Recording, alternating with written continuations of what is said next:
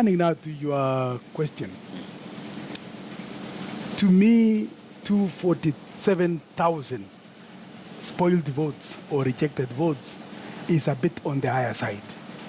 One would want to ask, has that come as a result of the voters not knowing how to place the markings on those papers? Then the next question is, what my colleague said earlier on, there is need on the part of IEBC to increase voter education, giving voters the knowledge on how to mark their papers. I'm aware people could have also marked the candidate of their choice with a tick and the candidate they didn't want with an X. The two types of markings are correct. Right. But propaganda gave the people that impression that you mark a candidate when you don't want with an X and the candidate you want with a tick. Now, doing two markings on one ballot paper automatically turns that ballot paper into a spoiled ballot paper.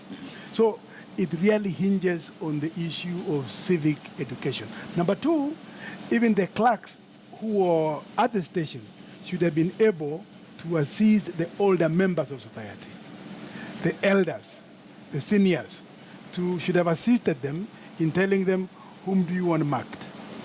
Uhuru Kenyatta, then appropriately mark for that person in the view of the voter and the agents, so that it's done well.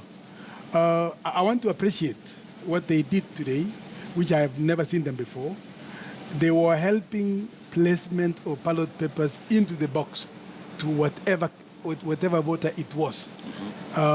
Because when you reach there, iko kuchanganyikiwa. You don't know which box is which box. Right. But I saw they had put two people to assist the voters in doing that. But it's surprising they did not place persons to assist in marking those ballot papers. The other reason is there somebody playing games so that we have 247,000?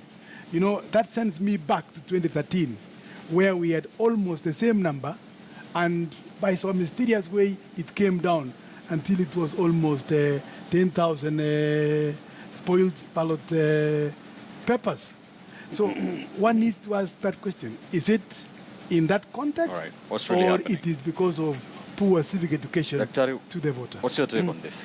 I think I agree with Waziri here. Voter education, certainly there wasn't time for that. I think things happened so fast with the change of commissioners up to the time of the election. I didn't see any civic education done. Equally, not so much voter education was done. So that clearly was lacking. But having said that, we must also respect the view of voters. Maybe there are people, for a while I was undecided on who to vote for, really, because none of the candidates was fully inspiring me to vote. Last minute I decided to vote for one of them. There could have been many. We remember during the polls, about 5-10% were quite undecided for a while. Right.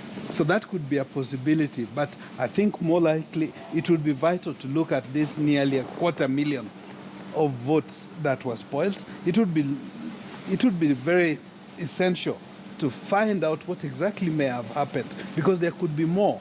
They could, from the way things are going, it could reach 500,000. Right, because that is half or even 1 million of spoiled votes. Yeah. So we need to look into